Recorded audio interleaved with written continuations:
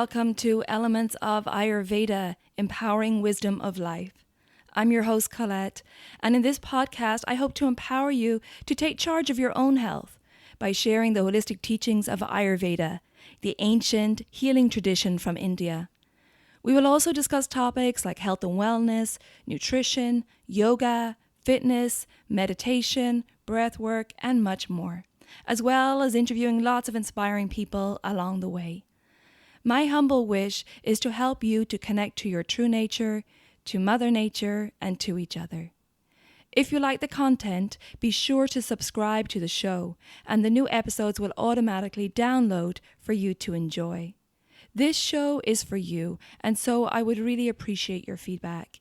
You can also do a ratings and review in the iTunes section.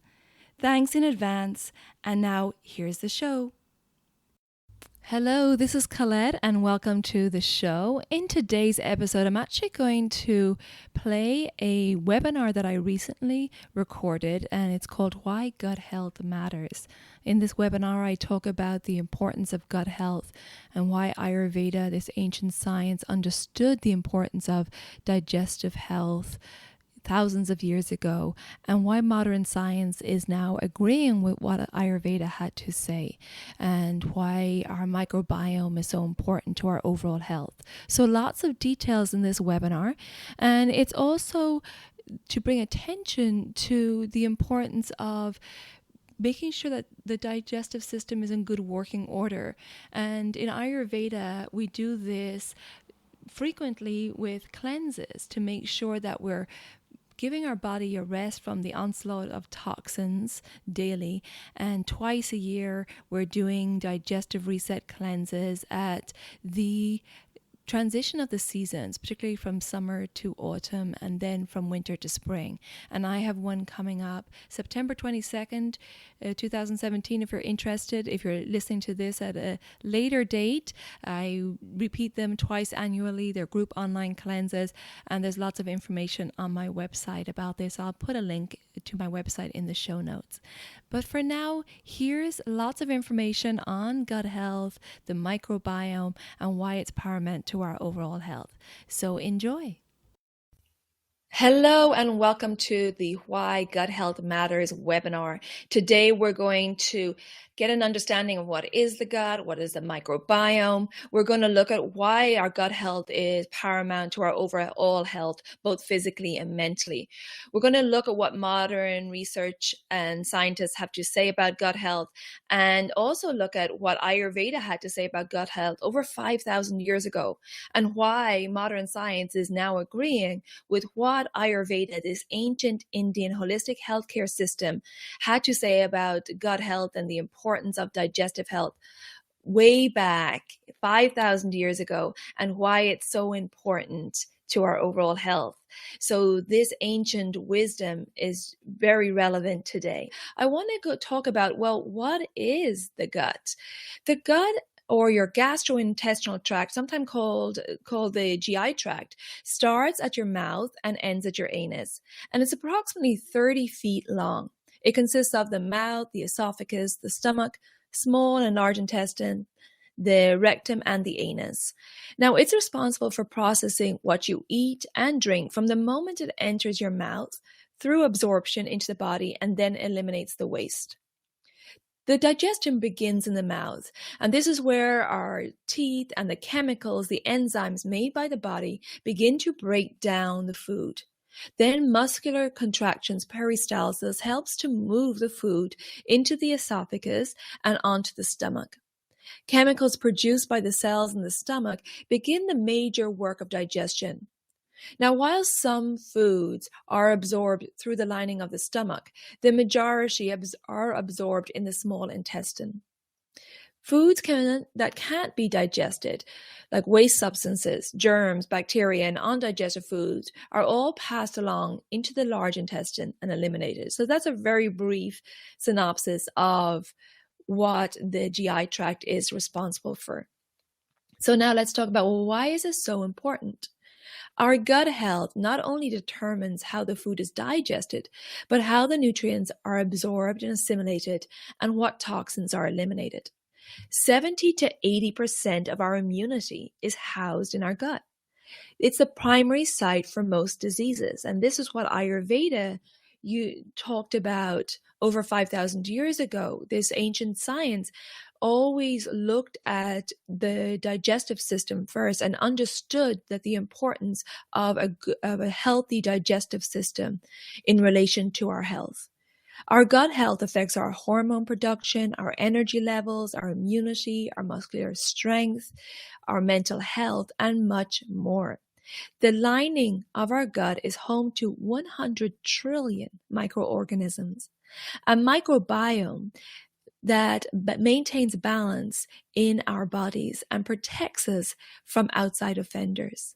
So now I want to talk about the microbiome. The microbiome is an ecosystem or a community of microbes working together to keep us alive. The different ecosystems of the mouth, the stomach, and the intestines work together to maintain balance and prevent disease. The lining of the gut is home to 100 trillion microorganisms, a microbiome that outnumbers our human cells 10 to 1. The health of our body depends upon the health of our microbiome. Now, in a healthy gut, the good bacteria far outnumber the bad.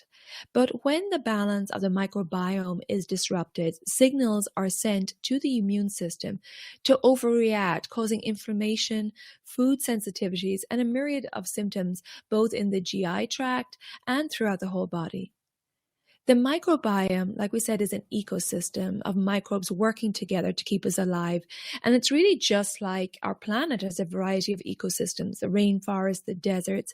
So does our body. And we have to remember that we are a part of nature, that we are part of this ecosystem of the planet also. And in nature, each ecosystem has a particular function that works in harmony with the other ecosystems in order to maintain balance in the planet. The same is true for our body. Each ecosystem depends on one another for survival and cooperation in maintaining balance and preventing dis-ease in the mind and the body. And this is why we need to look at our health holistically, and that if one area of the body is affected, it causes problems in other areas because it's all connected. And like I said earlier, modern science is now agreeing with what Ayurveda understood over 5,000 years ago, that we need to look at what's happening in the gut, what's happening in the microbiome. Remember, I said that these microorganisms outnumber our human cells 10 to 1. So something that has such a huge number in our body, we need to really pay attention to it.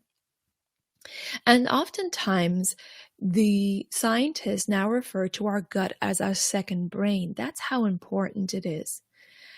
And it's because they refer to it as our second brain because it's a home of complex and influential network of hundreds of millions of neurons. And scientists now are just starting to understand what the microbiome is capable of. And it's actually still early days. It's still new science. But what we do know so far is that the cells in the gut lining produce 95% of the serotonin in our bodies. And serotonin stimulates nerve cell growth and also alerts the immune system to germs. The rest of the serotonin occurs in the brain, where it regulates the happiness and our moods as well. The gut and the brain are in constant contact with each other thanks to the serotonin, with chemical messages going back and forth between the brain and the gut. And this is why, again, we need to really pay attention, because our gut is affecting our brain. And new science and studies now show that the brain and the microbes are causing our food cravings and can really affect what we're craving. The microbes determine what food we crave and also when we feel satiated or satisfied or full. There are studies done on people with chronic obesity who underwent surgery of their upper GI tract that show that after surgery, the gut microbes changed dramatically and they no longer craved the high-fat foods. The thinking is that in morbidly obese people, the microbes have taken over the mind, causing the person to crave the wrong high-fat foods. So these are studies to support that people who have difficulty with weight or suffering from obesity, maybe it's a result of their microbes, and that even though they know what they should be doing, they know what they should be eating, their microbiome is affecting their cravings. And there's also studies done in relation to stress. Now we know that when our body is in stress, we feel it in our stomach because that's stomach churning.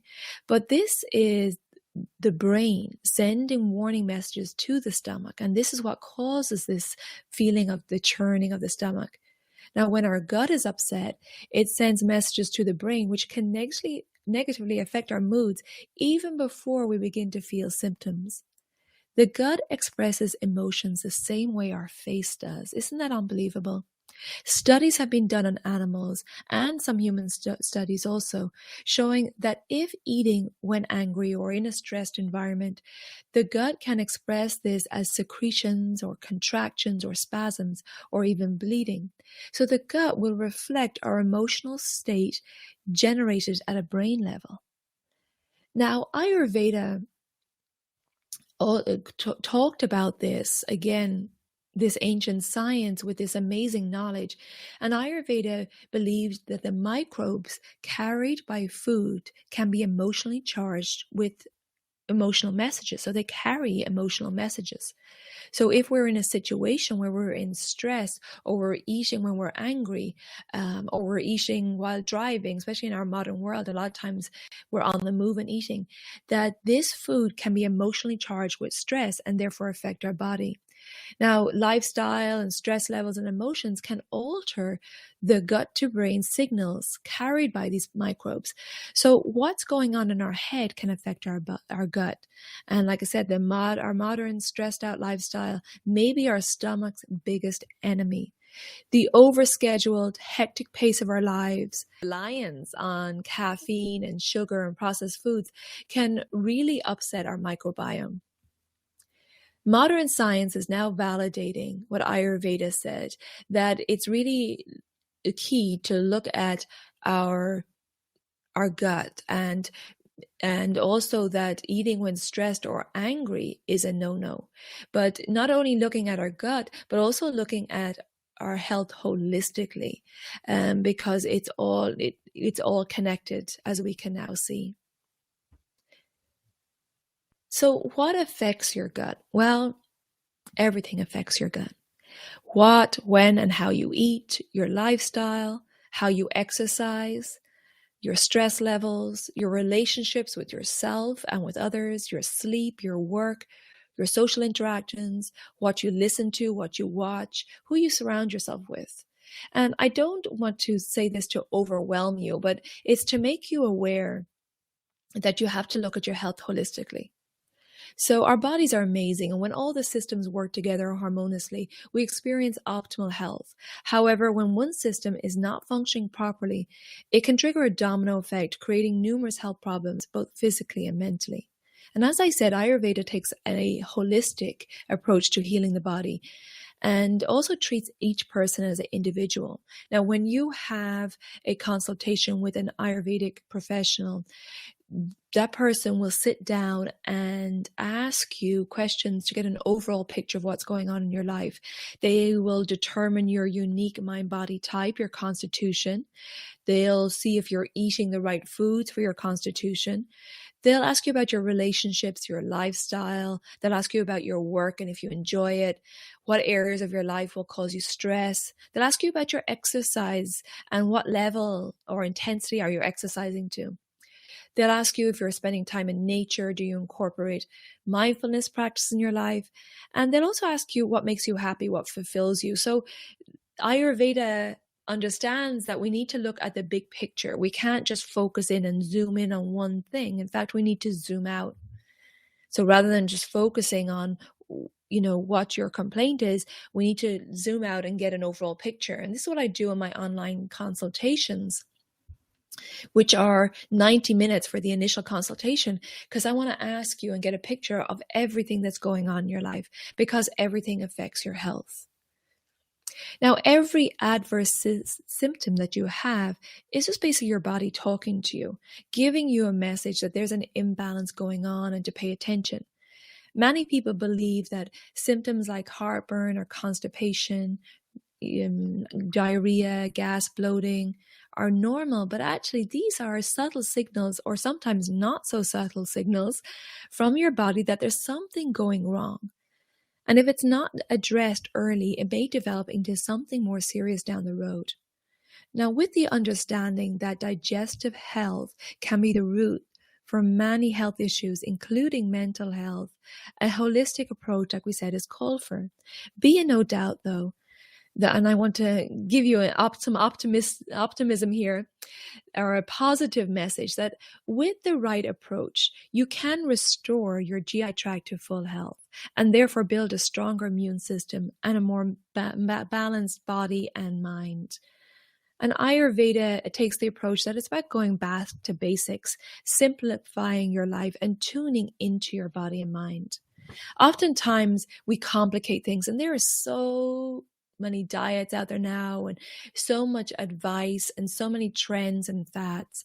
And what I love about Ayurveda, it talks about tune out that and tune into your body. You know your body better than anybody. And what Ayurveda does is it helps you to understand your unique physical and mental constitution. So you'll understand what are the signs when your body's out of balance? What are the best types of foods for you to eat? And it's not restrictive, it's very flexible, but it's about understanding when you're out of balance, and in those times of when you're out of balance, that you have to really focus on your digestion and therefore focus on what food you're taking in. So in that consultation, you will get that information, what foods are great for those times when you're out of balance. And then once you get your body into balance, you can be more flexible. But it's really about tuning in, doing a self-study on your body and mind, and knowing what works for you, not only in food, but in your lifestyle. You'll get advice on what's the best type of exercise for you, how to structure your day according to the circadian rhythms, that you'll get information on what are the best mindfulness techniques for you, and that's in regards to breath work and meditation and yoga, or whatever other mindfulness techniques you choose. But the Ayurvedic professional will help you to understand what's best for you, because Ayurveda says there's no one size fits all. There's no one exercise, no one eating program, no one diet that fits everybody. So it's a very individual approach. And then once you have that information, once you do that consultation, you have that information for life. And it does take a little while of tuning in and feeling into your body. But then once you have that connection with your body and mind, and you can feel how the food affects you that day or the next morning, or how that exercise affects you, or how staying up past 10 p.m. affects you, you'll have the awareness around it. And as I always say, awareness is the catalyst to change. And once you have the awareness that something isn't serving you, well, that will be your motivation to change it. Because why would you continue doing something that isn't serving you and isn't keeping your body in optimal health so that you can thrive in life and have energy and vitality? So we see that, there's lots of things that affects your health. And again, it's about having a holistic approach. Now, early awareness is really key to gut health. And I want to bring attention to this because it is so important that, you have awareness early, because even before pregnancy. So if you're planning on getting pregnant, you and your partner, it's really important to take that into account, and take into account your holistic health when you are thinking about pregnancy, because early life influences our microbiome and it contributes to its programming. and can affect the child's microbiome. So parents' toxins levels before conception can affect the child's microbiome. Stress levels during pregnancy, um, also nutrition during pregnancy, while breastfeeding as well. All this affects your child's microbiome. So we really need to look at and be aware that the gut health starts from the very start of life. And the biggest lesson for parents is to have awareness around for what influence early programming has on their child's future in multiple ways. I recommend like a preconception cleanse for both mom and dad before having before going on to conceive, because it's pregnancy is essentially a detox for mom. And there have been studies showing that there's a lot of toxins found in the umbilical cord. So it's very important to have that awareness that you going into pregnancy, both partners going into pregnancy in optimal health. So doing a preconception cleanse will not only release the toxins from your body, but also get you mentally prepared, both partners, for the pregnancy ahead. And of course, mindfulness practices during pregnancy are key, because we know that stress levels during pregnancy can affect the mom's microbiome and in turn the baby's microbiome. I want to discuss now what are some tips for you to improve your gut health naturally. And I have some very simple tips here. As you see, I have 5 tips. And the first one is eating a soul food diet. Soul standing for seasonal, organic, unprocessed, and local. Now, the reason we want our body to have a soul food diet is because it's eating fresh produce full of vitamins and minerals that are supporting your body. But also, when you're eating a seasonal, organic, unprocessed, local diet, you're supporting your local farmers, right? You're buying locally, hopefully visiting the local farmers market. And that's the best way to know about what's in season. When you visit your local farmers market, you can see exactly what's in season. You can check if the produce is organic or check what their farming methods are. And obviously they're unprocessed as well. And eating seasonally and locally, the produce is usually cheaper, right? Because it has less of a carbon footprint, and it's cheaper because it's in season and it's in abundance. So it'll really help with, your budget as well. Another interesting study that has been done in regards seasonal eating, and I got this information from Dr. Duyard, is that when deers ate opposite in their seasons, they had lots of digestion problems. And what I mean is, normally deers eat leaves in summer and bark in winter. And studies were done that if the deer ate bark in summer, that it would really cause such problems in their digestive system that it would cause indigestion and possible death. So just because they basically didn't have the microbiome, the gut bacteria to support these foods, and therefore it would cause huge amounts of indigestion and possible death from that. So if the deer are affected by eating out of season, how does it affect our body? It's food for thought. Why is nature giving us certain foods at certain times of the year? And we know, of course, another reason for seasonal eating is because nature gives us what will help us balance in that time of year. And this is where we talk about in Ayurveda about the seasonal change and eating with the seasons. Now, of course, we want to eat, unprocessed foods, because the processed foods are basically full of chemicals, artificial sweeteners, and they're linked also to lowering our good bacteria that can lead to weight gain and other food products that our body doesn't recognize. And of course, if your body doesn't recognize these artificial ingredients, it's going to treat them like toxins and either send it to the liver, to take care of it. Or if the liver is overworked from taking in too many toxins, the toxins can be stored in our fat cells.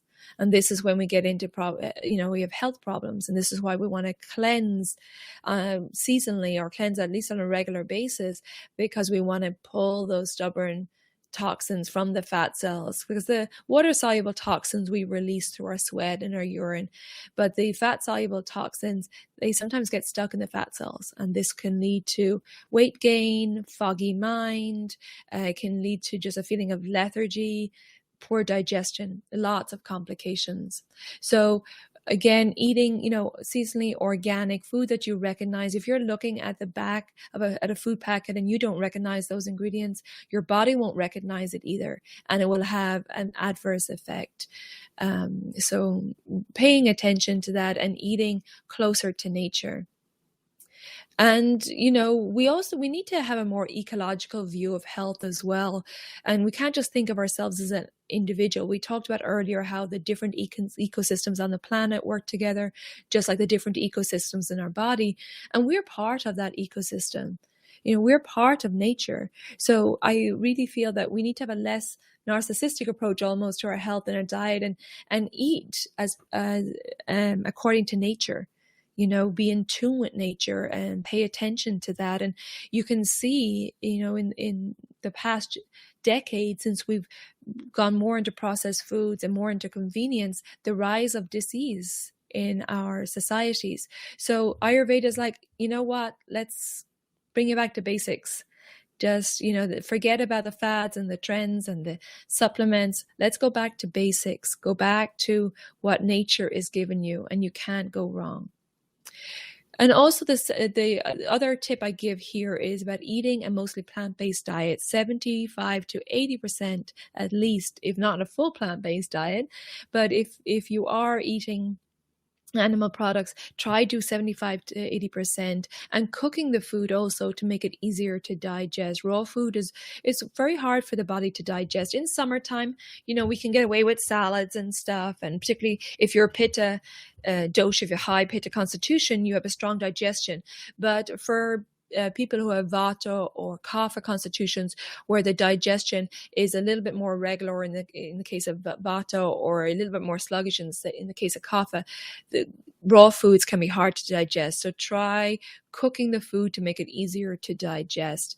Now, of course, eating mostly plant-based diet will increase your fiber intake, and fiber feeds the good bacteria cells and allows the body to work as it's supposed to and remove the excess waste that cause the bad bacteria, right? And remove it and eliminate them and push it along. So it's basically roughage for the body. It's taking those wastes which are full of the bad bacteria, that feed the bad bacteria, and push that out of the body. So we need lots of fiber in our diet. Now, a plant-based diet also reduces inflammation in the colon, which animal foods or animal products really can cause inflammation in the body. So there's so many benefits to a plant-based diet, and plant-based foods such as fruits and vegetables and leafy greens, nuts, seeds, and good fats also like coconuts or avocados can all help promote a more alkaline body and reduce inflammation. And inflammation is a cause of a lot of disease in our body. So that's something we need to be aware of. Now, something I want to address here is that oftentimes when we talk about digestive health, we hear people say that, we need to eat more fermented foods, like sauerkraut or kimchi or yogurts, right? There's a big marketing push for yogurts and their probiotics and how they're recommended, and that they contain natural probiotics due to the fermentation required to make these foods. However, we need to remember what Ayurveda says, that there's no one size fits all. If a pitta person was to eat these fermented foods, it could cause further problems, because these sour fermented foods are aggravating to pitta. For example, I have a Pitta Kapha constitution. I can't eat any fermented foods because it would drive my Pitta out of balance. And I know for myself, and I actually don't like them. So my body's telling me don't eat it. I don't like it. But if I was to have kombucha or sauerkraut or yogurts, I used to have a lot until I learned that that sour taste aggravates Pitta. So again, we can't, when you hear that advice, that it doesn't work for everyone, and you need to understand your body, understand your unique constitution. And that's the key to making decisions for your own health. And that's what Ayurveda wants to do. And that's what I want to do, is empower each individual to understand their own constitution so that they can make decisions for their own health rather than following the latest fads and trends. And again, it's key to remember there is no one size fits all. So even though there's all these recommendations out there, and they may definitely work for some people. Fermented foods are great for the Vata constitution, and sometimes for kapha as well. But again, you really need to tune into your body, understand it first, determine your unique constitution, and then tune in and see how it feels in your body. So again, I highly recommend doing an consultation. I do them online, so I can work with anybody over the anywhere, because I can do them on Skype or FaceTime or by phone. But again, it's an investment that you can make one time, but you'll get the information that you need to really understand your body and your mind and how it works, and then go forward making your own decisions. The next point here, my 5 tips, is eating in a calm, quiet environment. And that's really important, because like we talked about earlier, how according to Ayurveda, it's not only what you eat, but how you eat. And Ayurveda says that the subtle digestive nutrient fluid, which is called rasa in Ayurveda, carries this emotional charge into every cell of the body. So it's really important how you eat. And I recommend for my clients to take a lunchtime. If you're in a work environment, get out of the office, certainly get away from your desk, and get away from any emotionally charged situation, or, turn off the TV when you're eating and really focus on your food. And a great way to focus on your food is to give thanks, like some people say grace, or just saying a few words of thanks for your food. And this is getting your mind focused on the meal in front of you. Maybe saying, having a gratefulness practice. If you're sitting around the table with your family, going around saying what you're grateful for that day. It's a great way to boost positivity, right? And to connect with those you're eating with, but also to connect to your food and really focus on your food, because it's important for your health. And I always think of the experiment that, and I don't have his name now, but a scientist did an experiment with rice, and he had 3 pots of rice. I'm sure you've seen it. It went around the internet. But the 3 pots of rice were completely equal. And the first pot of rice he ignored. The second pot of rice he praised and lots of positive affirmations. And the third pot of rice, there was a lot of negative things spoken to that rice, right? A lot of negativity. And then after a few weeks, the experiment was done and went back to review the 3 pots of rice. The first pot, which was ignored, didn't change at all. The second pot of rice, which was given positive affirmations and a lot of positivity, was blossoming, was blooming, right? Was really doing well. The third pot of rice, which had a lot of negative things said to it and a lot of negative vibes, had rotted. So just by looking at that, there was nothing else done to the rice besides from either ignoring it or giving it positive feedback or giving it negative feedback. But there was that energy the energy of those words affected the rice. The same way the energy of whatever situation we're in when we're eating can affect our digestion and can affect our body and mind, because that food then is emotionally charged. Really interesting, right? So you just have awareness around that. And then the next tip is to sip on hot water throughout the day, really avoiding iced drinks. And certainly in the States, the thing is to have loads of ice for some reason, loads of ice in drinks. And then when I'm going out, I'm always saying no ice, but really avoiding ice. There has been some studies done between the link to drinking these ice drinks and weight gain.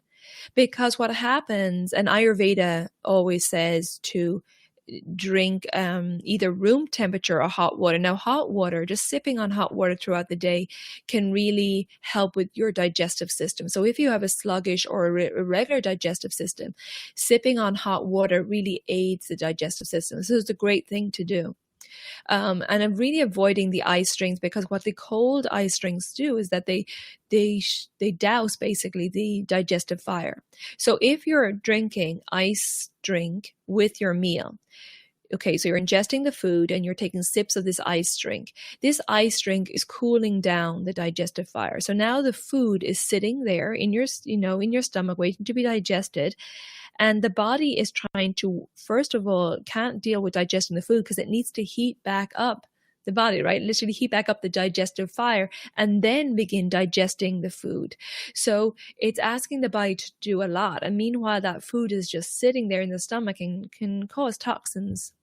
So what you want to do is sip on hot water, keeping that digestive fire going, encouraging that digestive fire, and staying away from those ice cold drinks, because they can become a habit, and it takes a little while to get used to, drinking room temperature water. But once you do, then if you ever go back to ice rinks, it's almost too cold, right? It really affects your senses, become really sensitive to it. So that's my advice.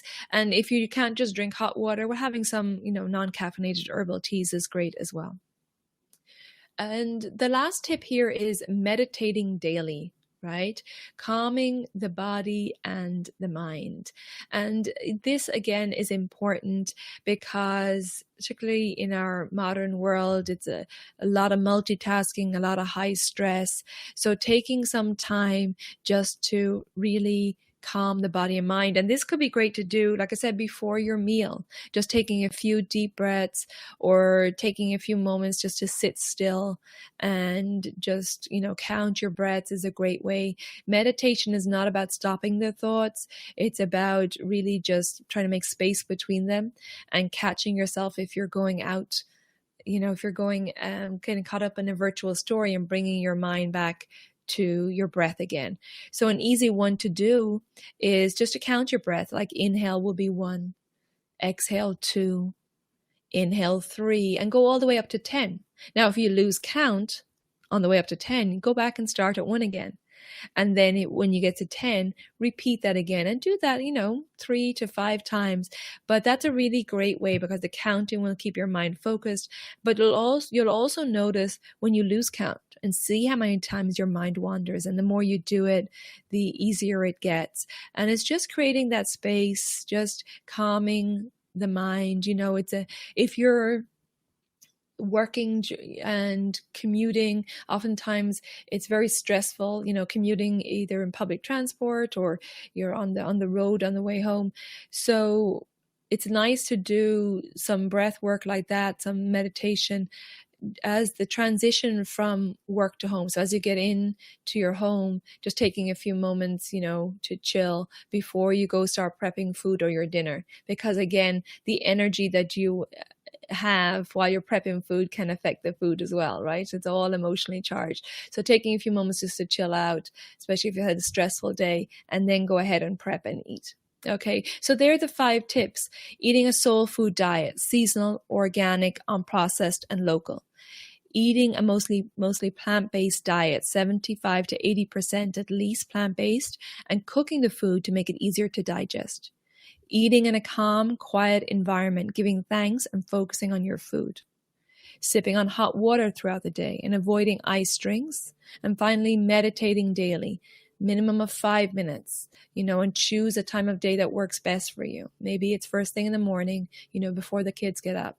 Maybe it's that transition from work to home. Maybe it's just taking a few breaths and giving thanks before having dinner. Okay, so they are you see those tips are pretty basic.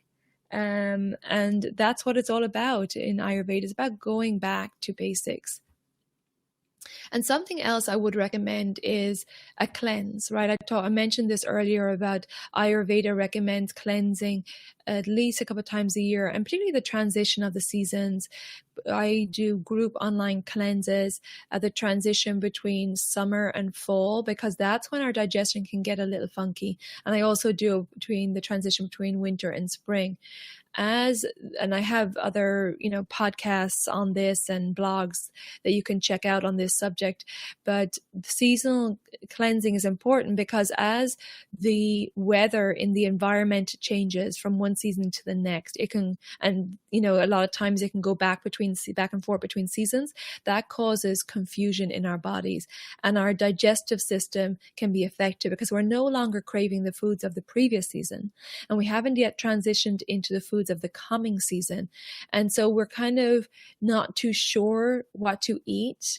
And so this can really affect our body. And so and it can cause the digestive system to become affected, in that become more irregular or slowing down, more sluggish. And this can cause toxins. And this is where illness can happen. Oftentimes in spring, people get sick, they get congestion, sinusitis, colds, right? The same in fall or early autumn as the kids go back to school. Oftentimes we blame it on, the kids going back to school, but a lot of times it's that it's the digestive system being affected. So I actually have a digestive reset cleanse coming up, which is a seasonal cleanse starting September 22nd, 2017. And like I said, I have them twice yearly. And you can check out, the latest one on my website. But the next one is coming up September 22nd. And this cleanse is different because it's individually tailored. Again, going on the notion that there's no one size fits all. What happens with this cleanse is I don't just give you some recipes and off you go. It starts with a private 90-minute consultation where I determine your unique physical and mental constitution. And I also see if you have any current imbalances that we need to address in the cleanse. And I also ask all those questions I talked about earlier. I ask all about your life. And then from there, I will tailor a cleanse to you. And I will give you recipes specifically for you. I will give you meditation, breath work, and yoga, particularly for your constitution or your imbalance, depending on what you need. And you'll receive, like I said, the recipes are tailored to you. And I might oftentimes we'll give other, recommendations, whether it's journaling or it depends on your situation and what I feel will be best for you, or spending time in nature, or again, it depends. And it's very individual, right? It's really tailored to each individual. And on this, it's a 3-week cleanse, but don't worry, you don't cleanse for 3 weeks. The first week is all about preparation.